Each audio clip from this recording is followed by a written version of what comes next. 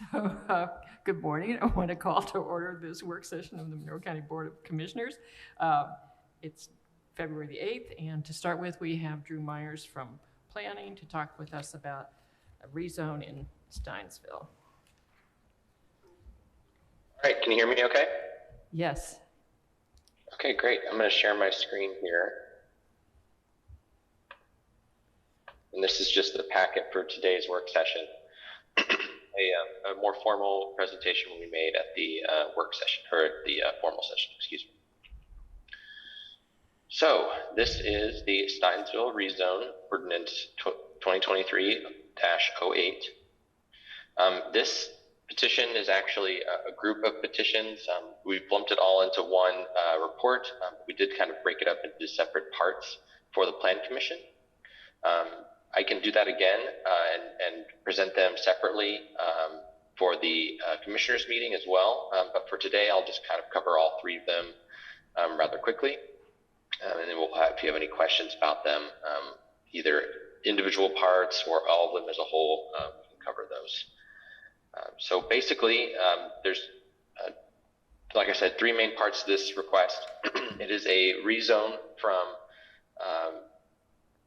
general business to high density residential. That's for 10 parcels that are located on West Main Street in Steinsville. And then there's another portion that is related to a rezone request from agricultural rural reserve to institutional public. And that is 2 parcels that are basically incorporated with the former school site and the existing fire station out there.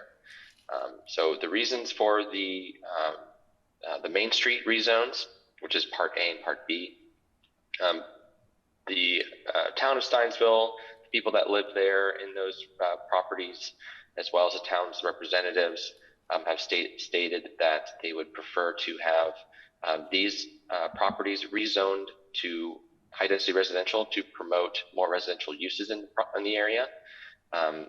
There has not been much business activity on these properties since the last time they were rezoned. We do have some background in this packet about the history of Steinsville and how it entered into a interlocal agreement and how the county provided some zoning guidance for that area.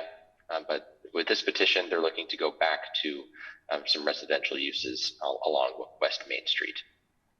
And for the school and the fire station area, that is kind of just cleaning up zoning.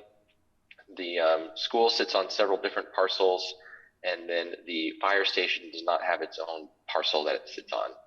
So we're looking, the petitioner is looking to clean up that zoning from agricultural rural reserve to institutional public. Even though fire station is technically permitted in the Ag RR zone, cleaning it up this way will make it a lot more just clean and reflect the ability to subdivide this property later on so that the fire station can sit on its own unique parcel. And that's a separate petition that is still being worked on, and that will be going through the Plan Commission, I believe. Okay, so stated the reasons why the rezones are being requested. A little bit of background. So the zoning efforts in Steinsville began in late 2004 with a designated community planning effort. There were public hearings before the Planning Commission in 2005, and then in March 2010, the town of Steinsville entered into a interlocal agreement regarding planning and zoning authority. And then in 2010, I have that a little snippet of that plan here from the staff report. It's a little bit grainy, so if you'd like to see a better resolution of that, I can provide that to you.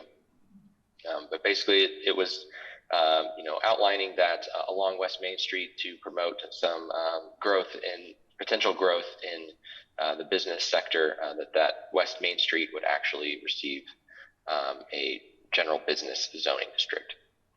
So this was the proposed zoning back then during the interlocal agreement.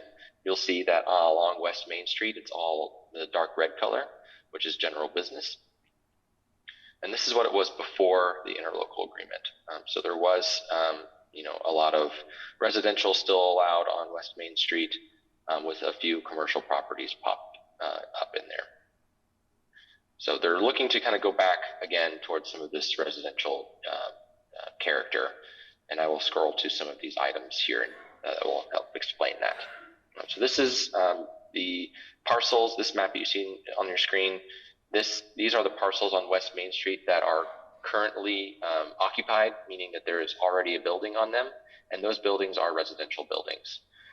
So these are some of the properties that are requesting to be rezoned from the general business to high density residential, so that those uses are no longer considered pre-existing non-conforming. There is one unique property, I believe it's this parcel here. They are actually operating a home daycare, but also live there. So based on the current zoning, that is a pre-existing non-conforming use, and they're kind of stuck in a limbo right now with getting permits for that type of use. So that is one specific case or example as to why some of the property owners in these areas are looking to get a rezone to the residential zoning district. This is the Part B. This is also still along West Main Street. These parcels that you see highlighted, these are actually vacant properties. One of them in the bottom left-hand corner or southwest corner is owned by Bloomington Restorations, and they do have intentions of constructing a home there. These other parcels, I don't know specifically what their intentions are for the properties, but they are involved in the rezone request from general business to residential, high density residential, excuse me. And then finally, here are those two parcels that are involved with the fire station and former school site. I'll have more details about that. So here's all of them together with the zoning map. You'll note that the Agar R district over here kind of coincides with the institutional public. This red polygon you see here is the proposed subdivision for the fire station itself, so that it will sit on its own parcel. And again, that will be coming down the pipeline at a later date.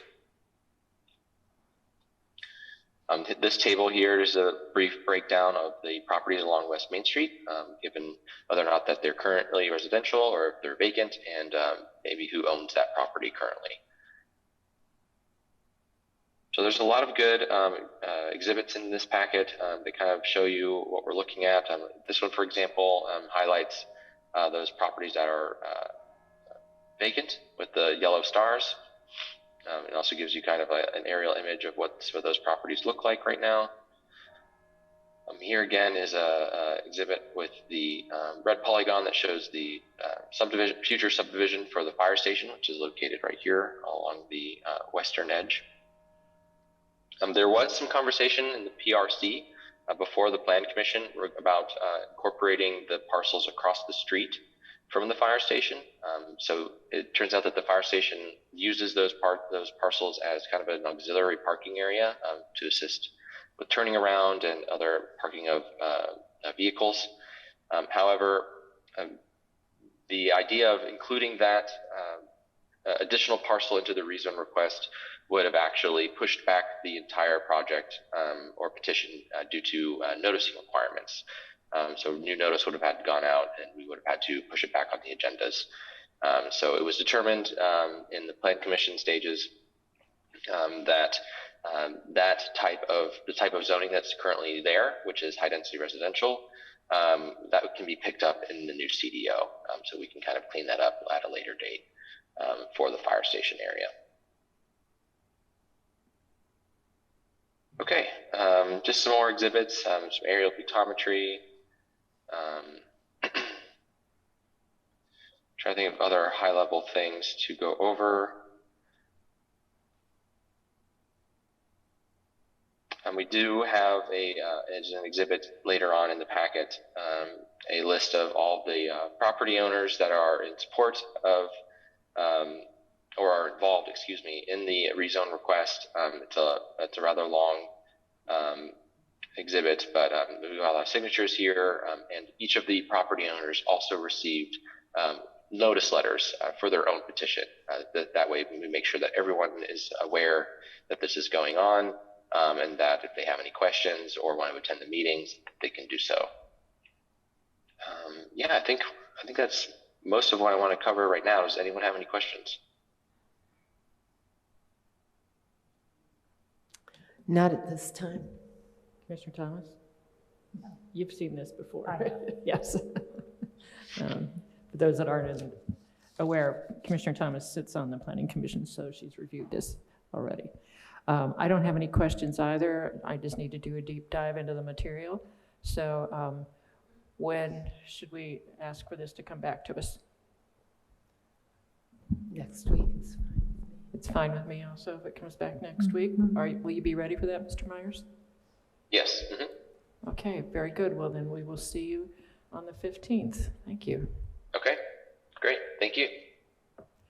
And we do have one other item, at least, Mr. Cockrell. Yes, I just wanted to get your authorization, I guess, to reach out to the city of Bloomington to talk to them, ask them if they had any available sites that maybe, or any sites, and I think particularly I'll focus and ask a direct question about the Hopewell site for any jail facility, and if they had any ideas of any land that they had control over that they thought would be a good idea to put that facility on. Thank you. Any questions or comments from Mr. Cockrell? Yeah, I think it's good to make sure that we have thoroughly vetted the city for a possible location, keeping in mind that the location does have to meet our needs and fall within our budget and various different things like that. Commissioner Thomas? No, I appreciate you reaching out. Is there anyone else that has an item for the work session?